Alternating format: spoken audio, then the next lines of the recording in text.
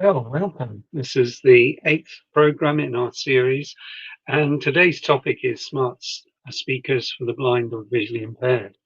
And this talk I did a little while back for AbilityNet volunteers, but I actually thought it might be quite useful to share this more publicly and more widely, hence the topic for today. But first of all, just want to explain, because I've just set one up the other day, smart home devices and what you have to do to make that work, particularly plugs, little smart plugs that you can plug into your extension cables, leads, whatever, wall plugs. And these little devices, you can buy them in packs or you can buy singly. I bought one from Amazon called a two-pack, I think it was, and that was £8. And I set it up yesterday to work with my Echo device. Good to choose one that says it works with a certain device. Make sure it does say that and says the right device. For instance, I use an Echo Dot. And if it just works with Alexa, it may not work with that specific type of hardware. But anyway, what you have to do is basically follow the instructions in the packet for the socket. In this case, it was to basically plug it in and connect it to the app, the special app that comes that you're meant to use. And that will enable it to be switched on from your mobile phone or device, and just press the on-off switch. But if you'd like further sophistication, and that would be via a smart speaker, you can actually connect it via the app, the Alexa app, and you basically go to settings and devices, and then choose which room that you want it to be in, and then connect the device through communicate with devices. All of these are on the actual Alexa app, and that communication, they have to talk to each other, so it's kind of like a pairing mode, and that enables you to use a command. Oh, before that, make sure that you download the specific app or skill, sorry, I should say skill, that connects the plug to the Alexa. Enable that skill, and then you should be able to be guided by their wizards. I sometimes find the skills that work with the Alexa much better than the actual instructions that come with the product. But in this case, both worked fine to do a certain thing. So that's just a little hint. Right, let's move on and look at a shared screen. And today, going to pick on a shared screen and show you my presentation on here. So let's go to my presentation on smart speakers, and we'll make it full screen if we can. No, we don't want to end the show. We don't want to turn the subtitles on. That would be useful. So let's run with this at the moment. So what I'm going to be talking about is the use of smart speakers for the visually impaired. When I'm talking about this, I'm thinking of two particular devices that can be used. The Echo device from Amazon, whether it's a full-size Echo or an Echo Dot, or a Google Home. And both of these devices control aspects of your experiences online, and they can be controlled by your voice to activate. In terms of cost, the Google Nest Mini is £49 from Currys, and these devices can actually connect your TV as well. You do need two apps with it, the Google Home app and the Google Assistant app. Assistant is quite a useful skill with the Google, because it's very similar to Siri and does a similar thing for Google. And there's a simple connecting method You have to basically connect the device to the app and then into the Wi-Fi, and then everything works fine, brilliantly. So that is the Google Nest. The Amazon Echo third generation, same kind of price. This you can obtain from amazon.co.uk if you're in the UK, or amazon.com elsewhere. And these devices are ever so good as well.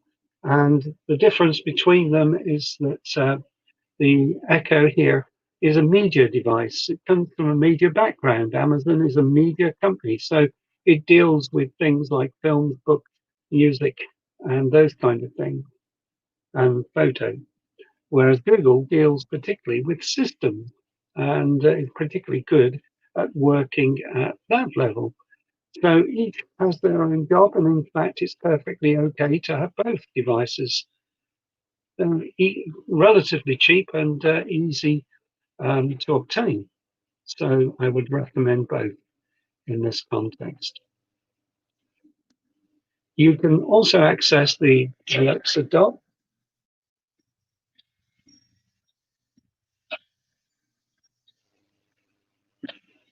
and you can also access the Alexa Dot, the Amazon.co.uk device, and this lists all the skills that are available to actually see on your device, and you can run your device from that zone. And from that, it's really important that you actually use the online tool, because that enables you to be able to access the internet and to be able to actually look at what your device contains. It mirrors the app, so it's very good. And you can also see what skills you have enabled and be able to control the device in that way. You actually need to log yourself in through your Amazon account, and it gets you on board with the device. But the website's ever so useful for that, and well worth having a good look at. So in comparisons between the two devices, as I said, the Echo Dot deals with media, and it runs a daily mirrored of skills. It also runs a daily journal, a calendar, and a drop-in function, which works like an intercom between two devices in the house.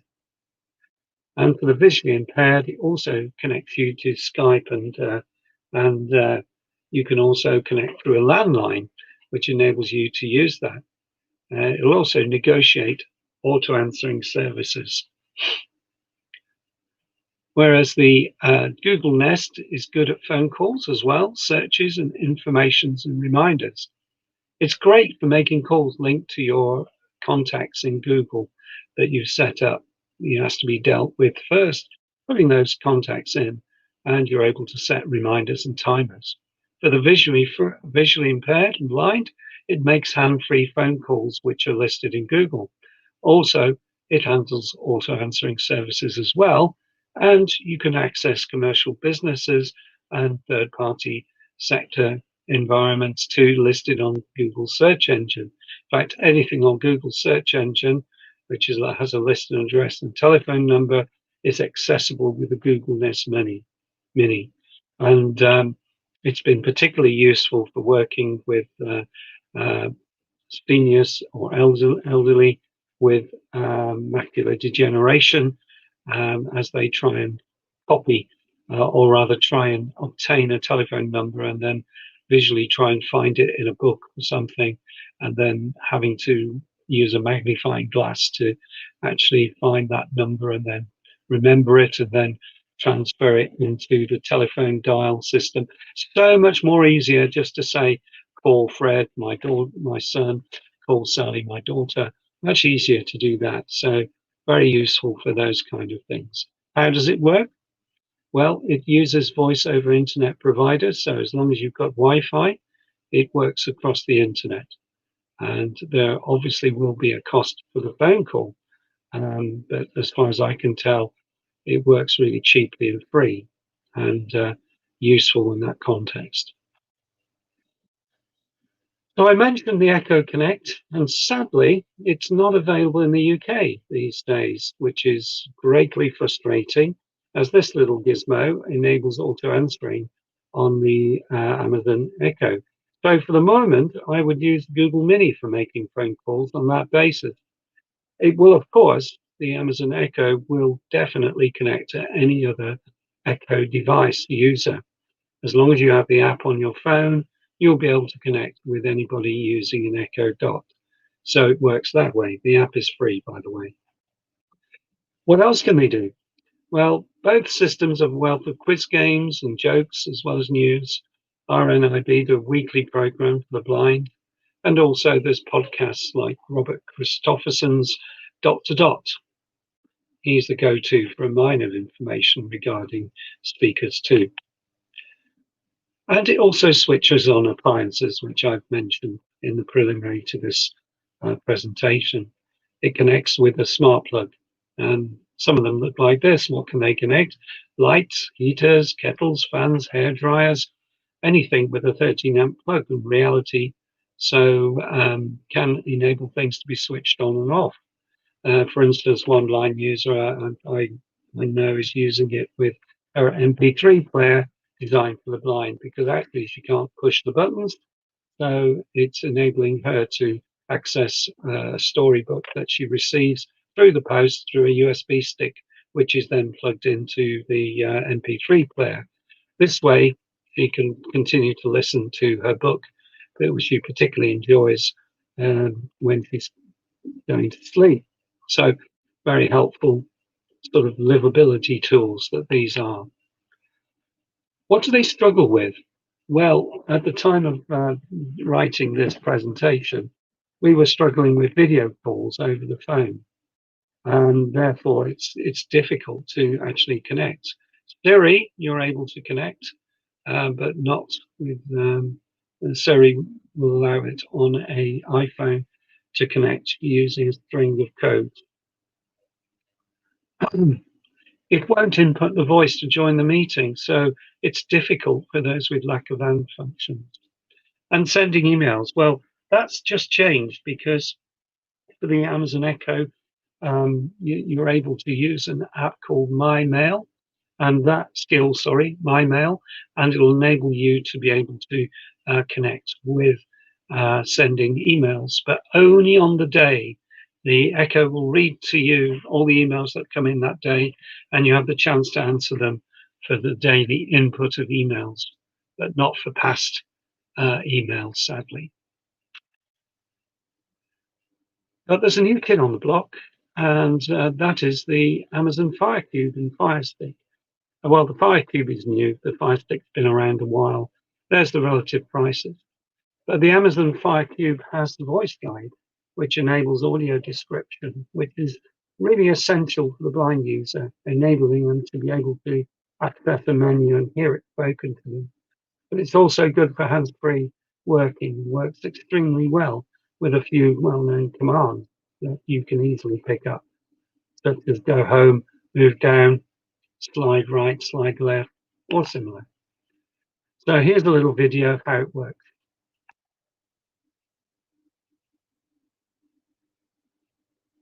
Oh, well, this session is about how you use voice control.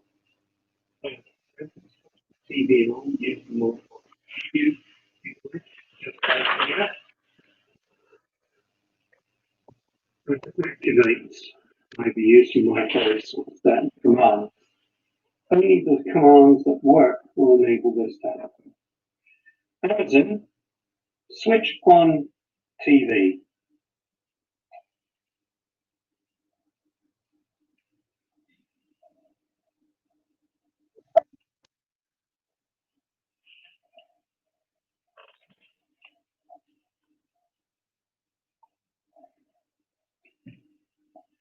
Now we're into the menu system of Amazon Fire Cube. I can now move to. Sorry, I don't know that. I can now move down to settings, because what I want to be able to do is change a few of the settings on the cube, and this is the same for the Fire Stick as well, except on the Fire Stick, you literally have to use a button at the top there with a microphone and press it, which is fine for a lot of people, but for those who have no hand function, then that can't work. What I want to do here is to actually make this more attractive to visually impaired people and to make it more easy to use for them. So I'm going to switch on a couple of the accessibility options that exist here. So I move along to accessibility. I press the accessibility button option, and you will see there's something called voice view. That is the tool that I'm going to use, and at the moment it's off, so I use the controller to just change that to be voice view ready. Voice view screen reader. Voice view on one of these. And move up and down to move between items. And provide spoken feedback as you navigate items on the screen. So what this does is it gives voice input across the whole of the system that you're using and enables the user to be able to control, able to understand what is on the screen menu. As we have discovered the use of smart TVs, this particular facility on smart TV, which is built in, is more gimmick and useful because it doesn't mute out the TV background. As you witness, this does actually do that. So having switched that on now, you're going to hear a lot of dialogue there. And I will get back to the main menu, and I will also try controlling with my voice. Accessibility, voice view. Accessibility. Home, 2 of 7. Use left and right to move between items. Main menu. Contains top level choices such as search, home, films, and settings. When an item is selected, then there are a portion of the screen updates to contain related content. Move down.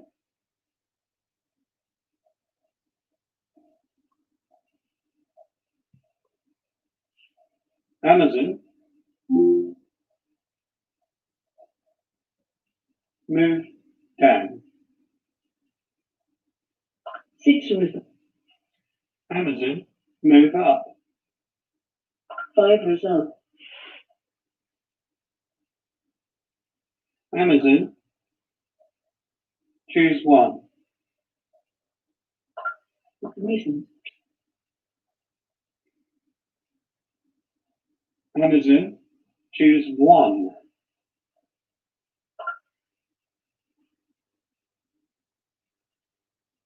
As you can see, resume is chosen there. And so I begin to watch this program by just saying, Amazon, play.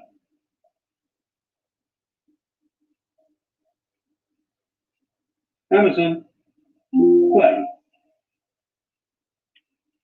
Amazon, resume.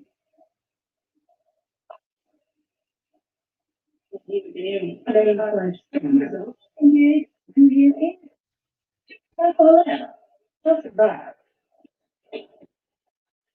Amazon,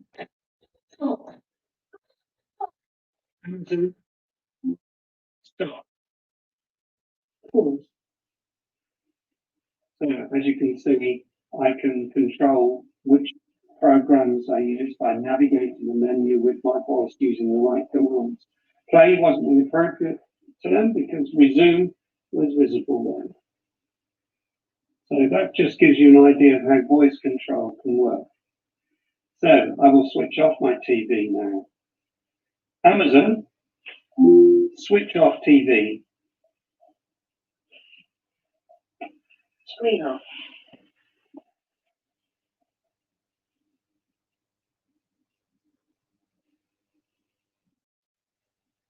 So that's basically it. I'll just get you back to me. So that was how you might use some of these devices, and I hope that you could see how powerful and useful they will be. The advert on the TV doesn't do it the same justice, does it? As being able to make phone calls, to play music, to do quizzes, to do all of these wonderful things. So I strongly recommend that they are an assistive technology tool. They may not be marketed as such. In some cases, they are, particularly the Amazon Echo as a tool for the blind or partially sighted, but it does have a place in helping people obtain or do the things they wish to do. And certainly, it's not hugely expensive, but incredibly useful. So that ends this week's episode of the Ad Show. And I'm just going to end the show now and see you next week at 2:30 on a Monday. Bye for now.